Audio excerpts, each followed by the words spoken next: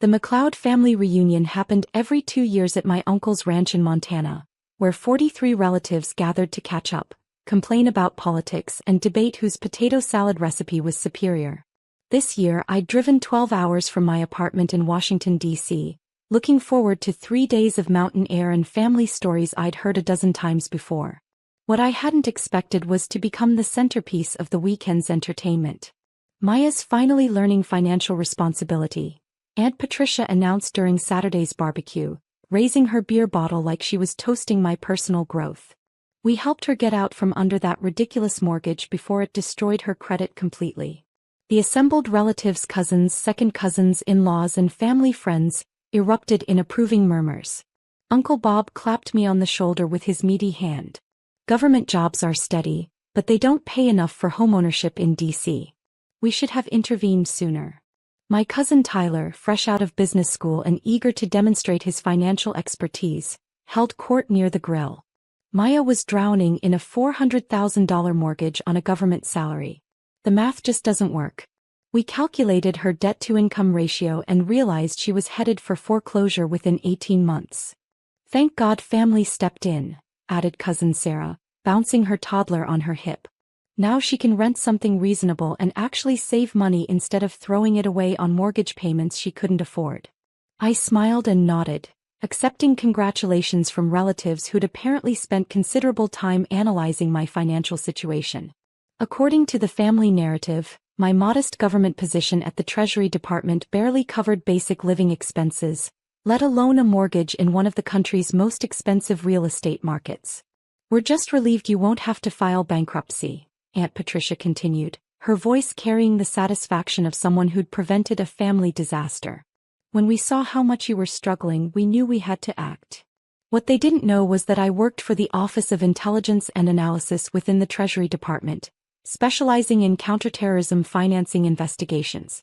My security clearance was classified at the top secret level, which meant every financial transaction I made was monitored by federal oversight systems designed to detect potential compromise, coercion, or foreign influence.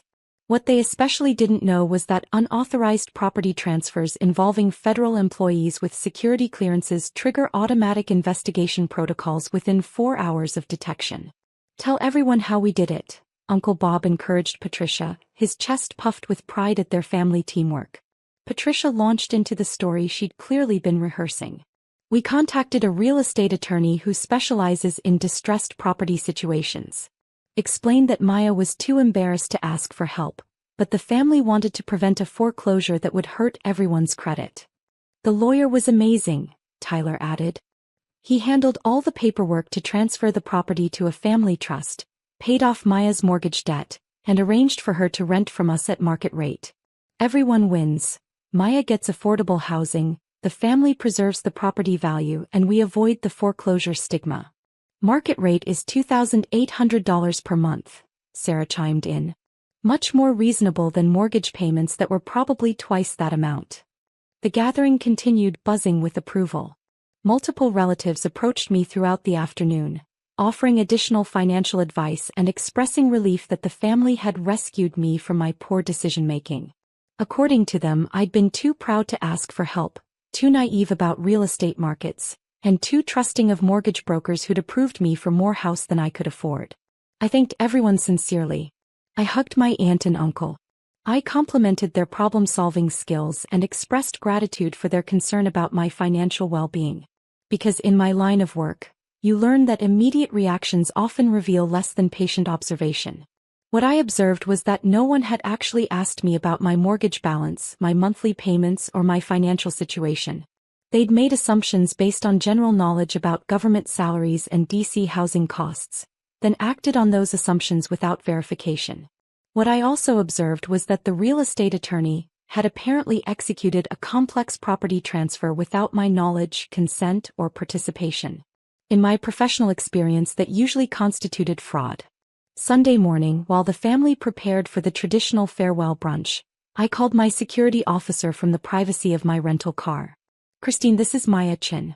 I need to report unauthorized access to my financial assets by family members. They've apparently transferred my property to a family trust without my knowledge. Maya, are you safe? Are you being coerced?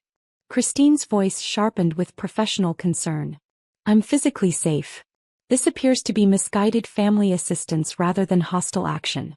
But they've executed legal documents transferring my house and mortgage without my consent or participation. How long ago? Based on their timeline, approximately 6 weeks. They're celebrating it as financial rescue from mortgage debt I couldn't afford. Maya, your mortgage payments are automatically monitored through Treasury security protocols. You've never shown any payment irregularities or financial stress indicators. I know that. They don't. I'm initiating immediate investigation protocols.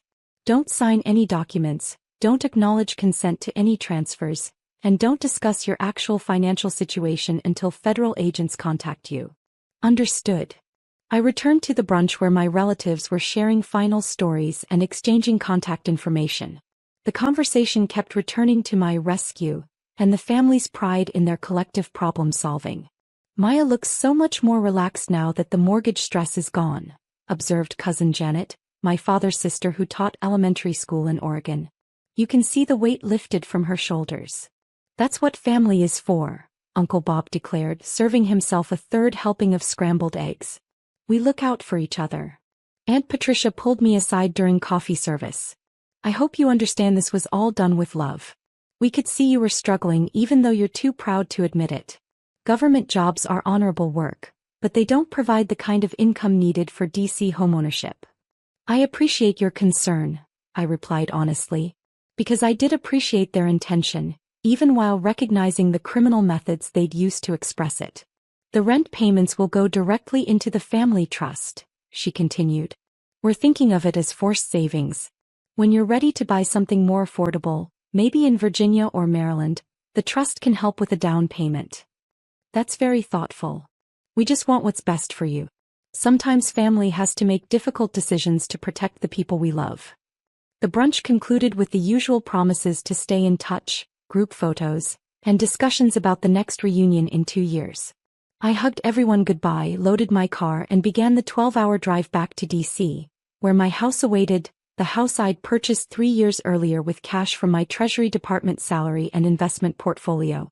Tuesday morning, I was reviewing intelligence reports about cryptocurrency networks funding international terrorism when Special Agent David Kowalski from the FBI's Financial Crime Unit called. Ms. Chen, we need to discuss the unauthorized property transfer flagged by Treasury Security Monitoring. Can you meet us this afternoon at Federal Plaza? The FBI interview took place in a sterile conference room with gray walls and fluorescent lighting that made everything look vaguely institutional. Agent Kowalski was joined by Agent Lisa Martinez from Treasury's own Internal Security Division, both of them reviewing thick files that contained more information about my family's rescue operation than my family had shared with me. Ms. Chen, your family executed a complex property transfer involving forged power of attorney documents, fabricated financial hardship claims, and unauthorized mortgage assumption, Agent Martinez explained, spreading documents across the conference table. The paperwork told a detailed story. A real estate attorney named Robert Hutchinson had filed documents claiming I'd granted power of attorney to my aunt due to severe financial distress and psychological inability to manage complex financial decisions. Medical records had been falsified suggesting I was under psychiatric care for financial anxiety and decision-making impairment. Your aunt signed documents claiming you were experiencing mental health crisis and had requested family intervention to prevent foreclosure, Agent Kowalski continued. The mortgage company approved the transfer based on these medical claims and family hardship documentation. None of which I provided or authorized, I confirmed. The forged power of attorney document bears a signature that doesn't match your security clearance signature on file with Treasury, Agent Martinez noted. The psychological evaluation was conducted by a therapist who has no record of ever treating you. What's the timeline for prosecution? Federal charges will be filed within 48 hours. Wire fraud, identity theft, federal employee financial crimes, and conspiracy. Your aunt, uncle, and the attorney are all facing significant prison time. And my property status? Full ownership restored immediately. The fraudulent transfer is void. Your mortgage, which was never in default, remains in your name with normal payment status. I drove home through DC traffic, past the monuments and federal buildings where I spent my days tracking terrorist financing networks across global banking systems. My house looked exactly the same from the outside, 3-bedroom colonial in a quiet neighborhood, nothing flashy or attention-grabbing. Inside, everything was exactly where I'd left it 3 weeks ago. My books, my coffee maker, my secure home office where I analyzed financial intelligence reports. According to the federal investigation, the family trust had never actually taken possession of the property. The entire rescue operation had existed only on paper, supported by forged documents and fabricated crisis narratives. Wednesday evening, my phone started buzzing with family calls. Aunt Patricia called first, her voice tight with confusion and fear. "Maya, there's been some kind of mistake. FBI agents came to my house with search warrants. They're saying we committed federal crimes, but we were trying to help you." "I'm sure they'll sort everything out," I said, reviewing the federal charges sheet Agent Martinez had provided. Uncle Bob called next, anger replacing confusion in his voice. "What kind of government job do you have that gets family arrested for helping with mortgage problems? This is insane." "Federal employees are subject to security monitoring," I replied. "Unauthorized financial transactions trigger automatic investigations." Tyler called from the county jail where he'd been held pending arraignment. "Maya, you have to tell them this was a misunderstanding. We were trying to save you from foreclosure." "I'll provide whatever testimony the federal prosecutor requests," I said. Thursday morning, Agent Martinez called with updates. "The attorney, Robert Hutchinson, is cooperating fully with our investigation. He's provided detailed records of the fraud scheme and is testifying that your family paid him $15,000 to execute forged documents." "Paid him?" "They pooled family resources to cover legal fees for your rescue. Hutchinson is facing disbarment and federal charges, but his cooperation will help build the case against your relatives." "What's the likely sentence?" "Wire fraud involving federal employee assets carries 3 to 7 years. Identity theft adds consecutive time. Your aunt and uncle are looking at 5 to 10 years each in federal prison." That evening, the extended family group chat exploded with panic and confusion. Cousins posted frantic messages asking for criminal defense lawyer recommendations. Relatives shared articles about federal sentencing guidelines and white-collar crime penalties. I didn't participate in the digital hysteria. Friday morning brought another call from Agent Kowalski. "Miss Chen, we've uncovered additional evidence suggesting this wasn't your family's first attempt at unauthorized financial intervention. Bank records show they've been monitoring your account balances and credit reports for over a year." "Monitoring how?" "Identity theft for surveillance purposes. They used your social security number to access financial information, apparently to track what they perceived as mounting financial distress." "Which didn't exist." "Correct. Your financial profile shows consistent stability, substantial savings, and perfect credit. But they interpreted your modest lifestyle as evidence of financial struggle." The federal courthouse in D.C. was an imposing building with marble columns and security checkpoints that reminded everyone of the gravity of federal criminal proceedings.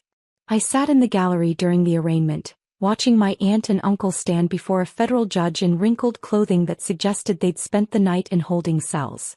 The prosecutor outlined the charges methodically: conspiracy to commit wire fraud, identity theft targeting a federal employee, falsification of medical records, and unauthorized access to federal employee financial information.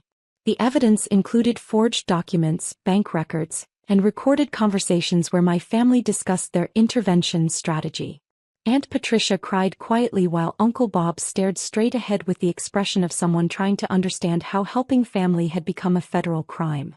Their court-appointed attorneys looked like public defenders facing an unwinnable case against well-documented federal charges. "Your Honor, the defendants used forged power of attorney documents and fabricated medical records to steal federal employee property," the prosecutor explained. "They committed identity theft to monitor the victim's financial information, then used that illegally obtained data to justify their fraud scheme." "This was family trying to help family," Uncle Bob's lawyer argued weakly. "There was no criminal intent. Forging medical records and power of attorney documents requires criminal intent," the judge replied sharply. Ignorance of federal employee security protocols is not a defense for identity theft and wire fraud. Bail was set at $100,000 each, with electronic monitoring and prohibitions against contacting me or accessing any financial institutions. The trial was scheduled for 4 months later, giving both sides time to prepare for what the prosecutor described as a clear-cut case of federal financial crimes. In the courthouse hallway, their attorneys approached me separately, both requesting character statements that might influence sentencing. Ms. Chin, your aunt and uncle genuinely believed they were helping you avoid foreclosure, Patricia's lawyer explained. A statement about their good intentions could make a significant difference. Their intentions don't change the legal reality of their actions, I replied. They committed multiple felonies based on assumptions they never verified. But their family. Federal law doesn't provide family exemptions for wire fraud and identity theft. The months leading up to trial were quiet. The extended family group chat stayed silent, no longer buzzing with reunion plans and shared family updates. Individual relatives called occasionally, usually to ask if I could do something to help Patricia and Bob, but I explained that federal prosecutors operate independently of victim preferences. The trial lasted 3 days. Federal prosecutors presented a comprehensive case: forged documents, falsified medical records, unauthorized financial monitoring, and recorded conversations where my family discussed their rescue strategy. The defense argued good intentions and family loyalty, but federal law focuses on actions rather than motivations.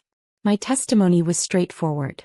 I explained that I worked for Treasury's Office of Intelligence and Analysis with top-secret clearance, that my financial transactions were monitored by federal security systems, and that my family had never asked about my actual financial situation before deciding I needed rescue. Did you ever request help with mortgage payments? The prosecutor asked. No.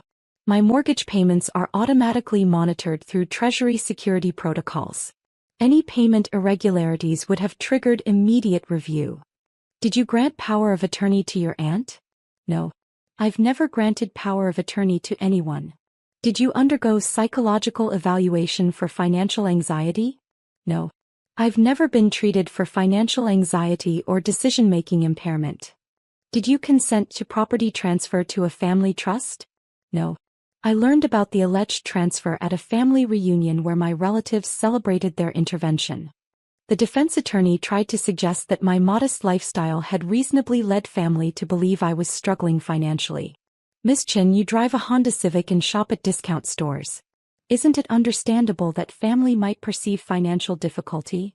Federal employees with security clearances live modestly for operational security reasons, I replied. Personal financial information is classified and not discussed with family members. But your family was trying to help. My family committed federal crimes based on assumptions they never attempted to verify. The jury deliberated for 2 hours. Guilty on all counts for both defendants. Sentencing took place 3 weeks later with the same federal courthouse gravity and marble columns that emphasized the seriousness of federal criminal consequences. I provided victim impact testimony that focused on the security implications rather than personal betrayal. Your Honor, federal employees depend on financial security monitoring to protect classified operations and national security interests. The defendant's actions compromised those security protocols and could have endangered ongoing intelligence investigations. Aunt Patricia received 4 years in federal prison plus restitution and fines. Uncle Bob received 5 years due to his leadership role in the conspiracy. Both would serve their sentences at minimum security facilities, eligible for early release after serving 2/3 of their time with good behavior. The extended family gathered in the courthouse parking lot afterward, processing the reality that helping family had resulted in federal prison sentences. Several relatives approached me with variations of the same question. Couldn't I have prevented this somehow? Federal security protocols aren't optional, I explained. When family members commit crimes against federal employee assets, the law applies regardless of motivation. Cousin Tyler, who'd avoided charges by cooperating with the investigation, looked at me with something between respect and fear. We never really understood what you do for work. You understood exactly what I told you, I replied. You just decided it wasn't important enough to respect. I drove home alone, through DC traffic that moved normally despite the fact that everything had changed. My house looked the same from the outside, modest, unremarkable, easily underestimated. Inside, I made coffee and returned to analyzing terrorist financing networks, the same work I'd been doing throughout my family's rescue operation. The family group chat stayed quiet for months after the sentencing. When communication eventually resumed, it was different. Careful, respectful. The casual assumptions about my financial situation disappeared, replaced by tentative questions about my work that I answered with the same professional discretion I'd always maintained.